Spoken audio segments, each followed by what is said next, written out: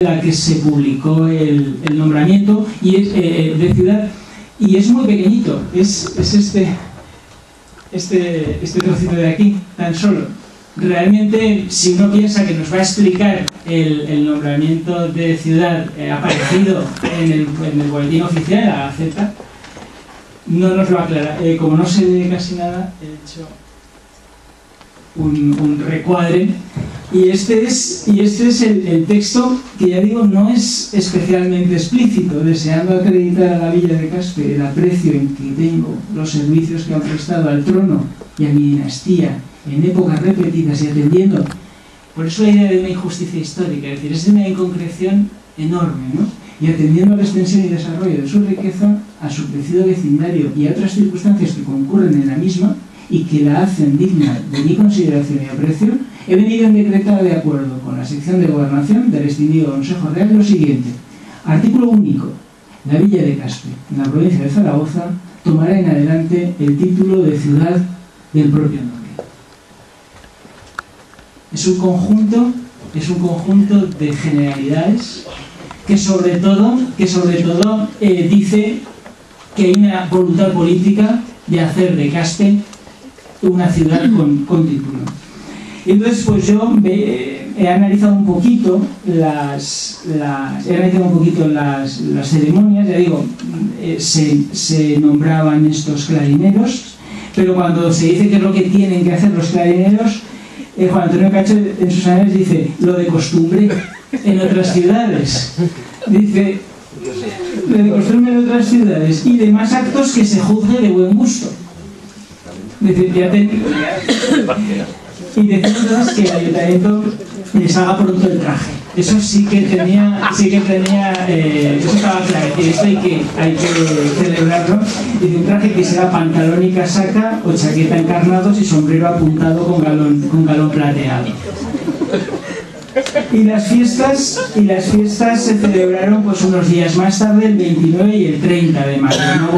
No voy a incidir mucho. Un festejo cívico-religioso, es decir, tenía aspectos religiosos.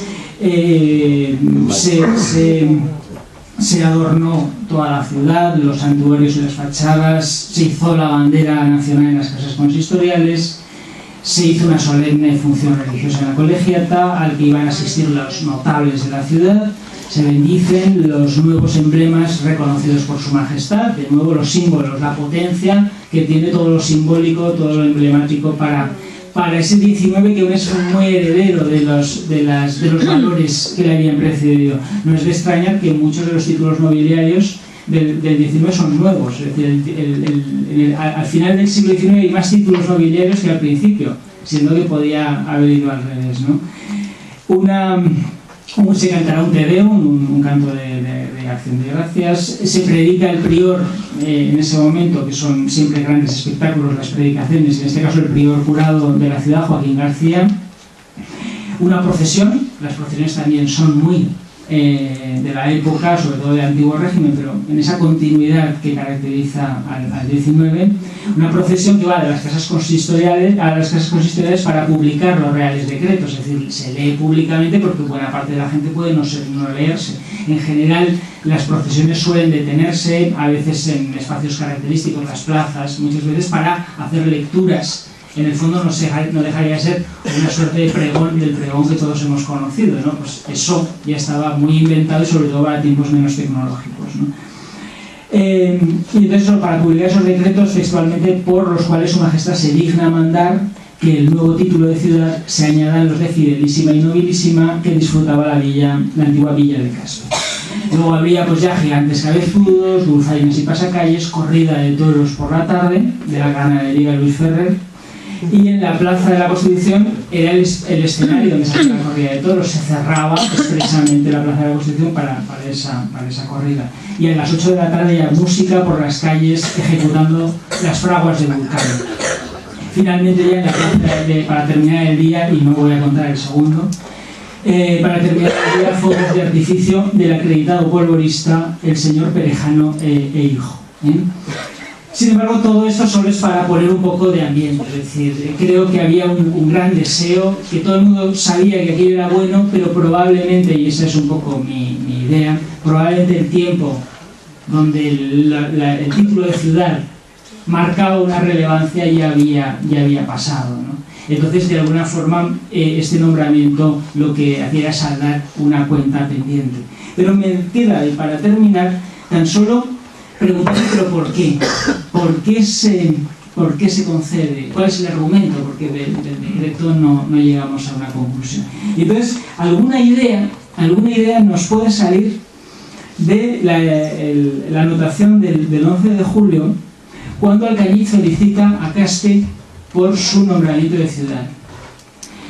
Y dice, con esta fecha Alcañiz escribe a Caspe, felicitándole muy efusivamente por haber recibido el título de ciudad y señalando las proezas con que ambas poblaciones se han distinguido en el presente siglo. Es decir, Alcañiz interpreta. Alcañiz dice, se le ha concedido el título de ciudad por lo que han sufrido en las guerras carlistas fundamentalmente y por también lo que haya sufrido en la guerra de la independencia. Esto es una cosa de hoy, es una cosa de política, podríamos decir, ¿no? Es de justicia por lo que los caspolinos han sufrido y se han comprometido por llegar a este régimen parlamentario un poco conservador que significa pues, el reinado de Isabel II. Sin embargo, los caspolinos no lo entienden así, o por lo menos deciden hacer una interpretación un tanto más conservadora, o de alguna forma decir que aquello no es tan prosaico, sino que aquello es más elevado, que es más lo que significa, que si acaso Caspe merece el título de ciudad, no es por los méritos recientes, sino por una mayor antigüedad de méritos. Y entonces dicen, qué cortos de vista y de memoria andaban aquellas gentes. Se refería a los de Alcañiz. Y dice, no se acordaban ya de lo que verdaderamente hizo grandes e inmortales a ambas ciudades. El compromiso de Caspe. Hilvanado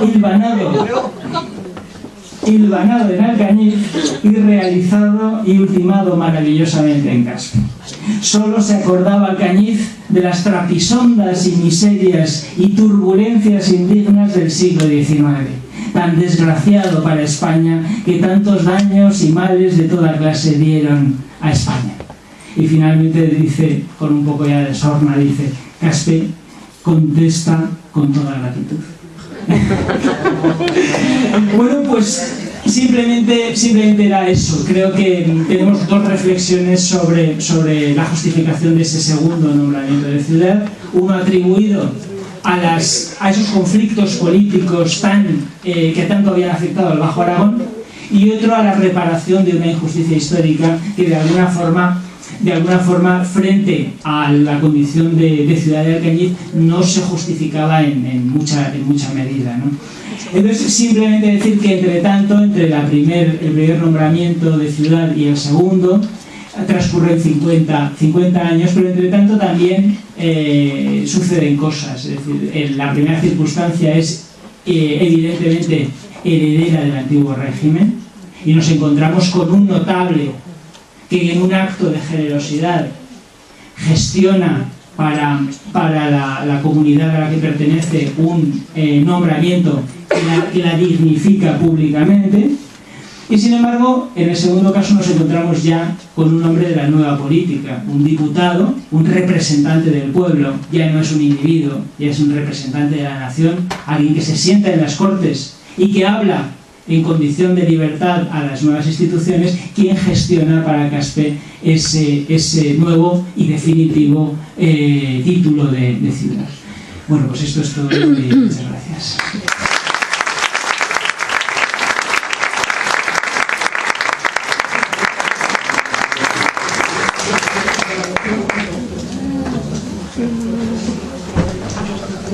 ¿Alguien quiere hacer alguna pregunta? ¿No hay preguntas? Pues yo sí que quiero hacer una pregunta, que es una observación sobre esta cosa tan divertida que has contado ahora mismo acerca de la felicitación de Alcañiz a Caspe por el título recibido en 1861 y esa respuesta tan oportuna en estos tiempos que corren acerca de que no es por eso que es por el 1412, la pregunta es, la persona que hizo la respuesta no leía la Gaceta de Madrid, no leía el boletín oficial, porque aquí se dice claramente por qué se concede ese título. El aprecio que tengo, los servicios que ha prestado al trono y a mi dinastía, no a la de los Trastámaras. No obstante, y es interesante, la pregunta es muy pertinente, es muy interesante también leer los nombramientos de ciudad en clave identitaria. Es decir, una cosa es lo que digan las gacetas y otra cosa es lo que sentimos el conjunto de los cascolinos. Y cuando nos miramos en nuestro pasado, cuando nos miramos en nuestros méritos, no nos detenemos en los méritos que se nos reconocen, sino en aquellos que sentimos como propios, ¿no? Entonces, de alguna forma, lo que traducen los anales es esa carga de injusticia, de haberse visto en el pasado injustamente reconocidos, ¿no? Y decir, este es el momento de proclamar que no solo hemos ganado nuestra condición en las últimas décadas, sino que hace mucho tiempo que venimos trabajando por este proyecto común, que hoy puede ser la monarquía en este caso, pero que viene de mucho más lejos. Pues si les parece y no tienen preguntas que hacer, terminamos aquí. Yo creo que tenemos que agradecer muchísimo la presencia del profesor Rúcula, porque a mí me parece que ha sido extraordinaria la conferencia, bonita.